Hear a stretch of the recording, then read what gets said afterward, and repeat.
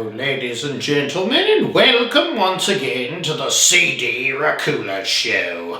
Oh boy, what a show do we have for you today as we get down and dirty reviewing Terrifier 2. Oh boy, Art the Clown back again for a second round of brutal, and I mean brutal. All caps here on the brutal slayings. If you thought the first Terrifier was a gory, blood-filled ride, then you better just go ahead and strap in for the Terrifier 2, because it was even more gory than the first one, in my not-so-humble opinion.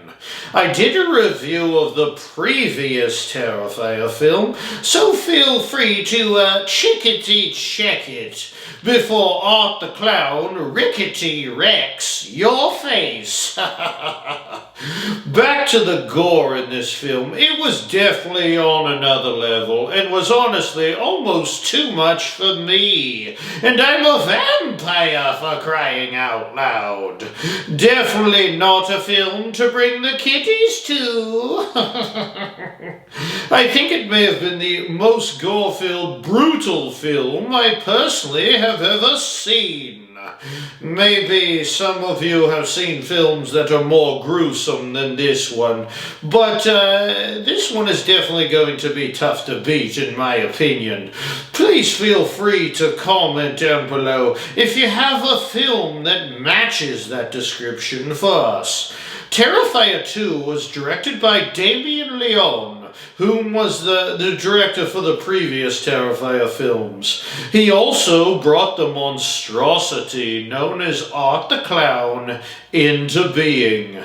The film starred Lauren Lavera as Sienna, whom was the hero of this film, and she kind of resembled, or wore rather, a Wonder Woman costume with wings, you know. That's just what it seemed like to me, kind of a Wonder Woman thing. Maybe the superhero, the Winged Victory from the Astro City comic book series, if you ever heard of that.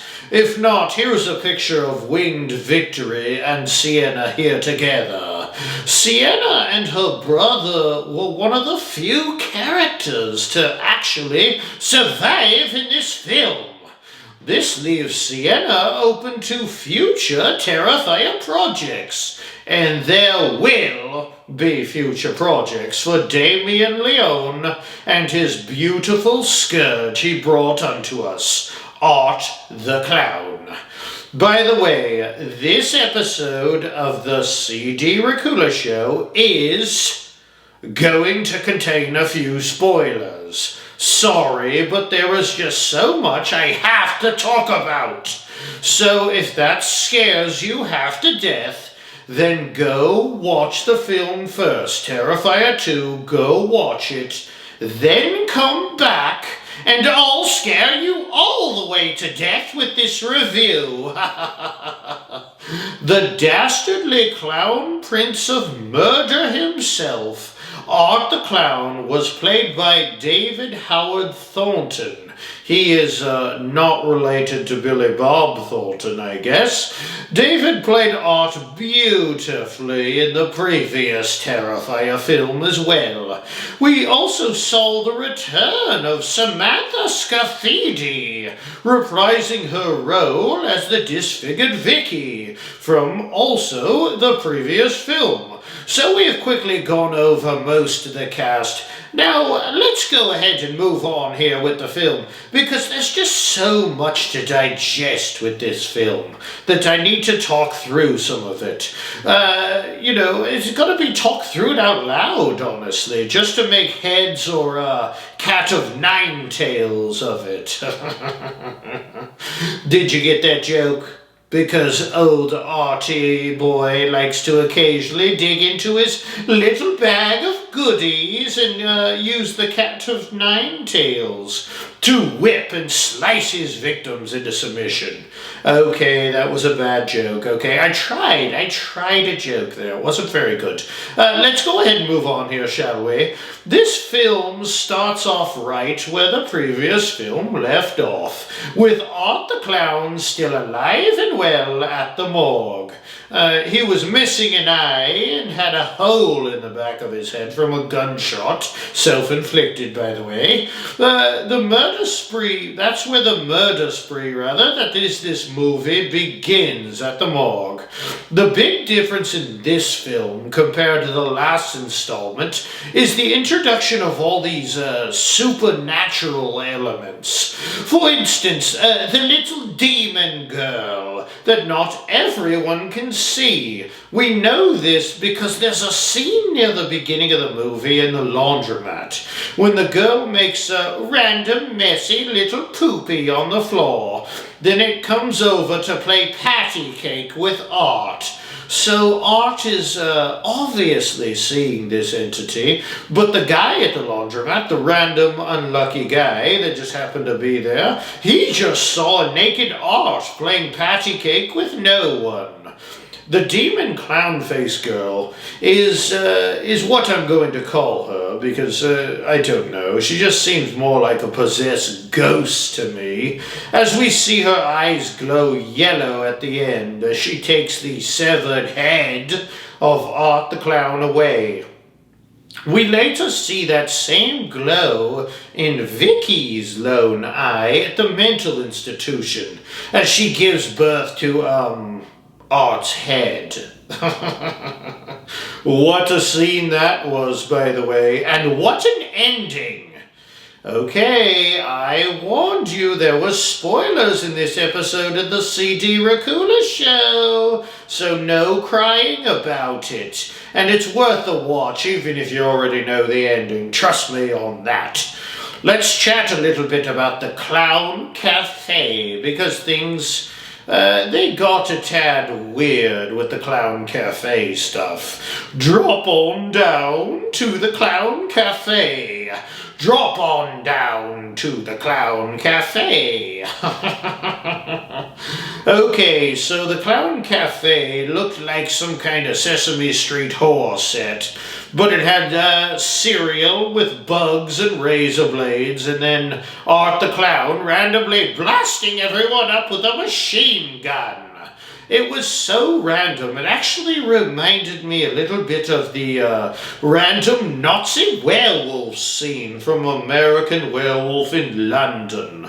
The American Werewolf in London is one of my favorite movies, by the way, and oddly enough, one of my most popular episodes of the CD Racoola Show. So give it a little taste if you haven't already. Why not? Maybe just nibble? Oh, I cannot get the image of Art the Clown burning up the lady who then continues to play on and sing the Clown Cafe song. It's just a very surreal scene for sure. The Clown Cafe comes into play later as well, when Sienna had been stabbed by Art, and she is pushed into this vat of water where she's suspended, and it's all located in the Clown Cafe, all very strange. But Sienna was presumably dead, and she was brought back by the power of her little sword, that she later uses to behead old Art the Clown. The sword, having some kind of mystical powers, also was a supernatural element to this film. So many supernatural elements. I mean, I think we can all agree that Art the Clown is definitely more than just some crazy man in clown makeup at this point. He's been shot in the head, he's been stabbed, he's been whipped, bashed, slashed, and beheaded. And he still keeps coming back for more. I don't mind it though, because it just means that there will be more ways to create sequels by introducing the supernatural elements, as I mentioned before. just like in other great horror franchises. They always seem to be able to resurrect Chucky somehow, or bring back Jason Voorhees from the bottom of Camp Crystal Lake. Looking forward to seeing more Art the Clown do his dastardly deeds in the future. Can we talk about something? Can we talk about the scene where Art murders the girl in her room and literally puts salt into her wounds? Oh, goodness gracious. If you ever needed any nightmare fuel, feel free to watch that scene. He even passes out candy to trick-or-treaters out of the girl's mom's head. Those images are definitely burned into old CD's rotted brain, that's for sure. This movie was definitely meant to shock and awe audiences, and I would have to say it succeeded in that task with flying colors. Color of blood, maybe. This movie was definitely worth a watch, but did you really feel like it was that scary? I mean, it was shocking, and I do think Art has a spooky appearance, but I don't think gore necessarily equals scares, you know? I just don't. I will give it decent marks on the scarometer just because I do like the Terrifier franchise and the Art the Clown character. Would like to see a little more actual slow burn horror build-up with the next film, though, if I'm being honest. But it is what it is with the Terrifier. I'm not complaining. I would like to take this time to thank you for joining me here on this episode of the CD Racoola Show. So nice of you to join me, isn't it? If you could take this time to like, share, and subscribe to the show, I would be most appreciative. You are definitely going to want to subscribe, and let me tell you why. You don't want to miss this next episode, especially if you like classic horror movie monsters. I know there's some of you out there hiding in the shadows, and older films, because I'm going to be reviewing 1932's film, The Mummy! I still have lots of respect for the old stuff, because for me, it seems like just yesterday, before all this fandangled YouTube business, you know, simpler times for old CD, just tearing people's throats out and drinking them dry without a care in the world.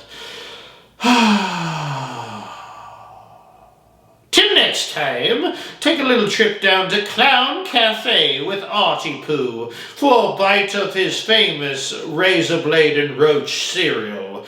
Drop on down to the Clown Cafe. Drop on down to the Clown Cafe. Okay, now that darn song is going to be stuck in my head for the rest of the day. Great! Oh well, ciao, my little blood bags. Ciao.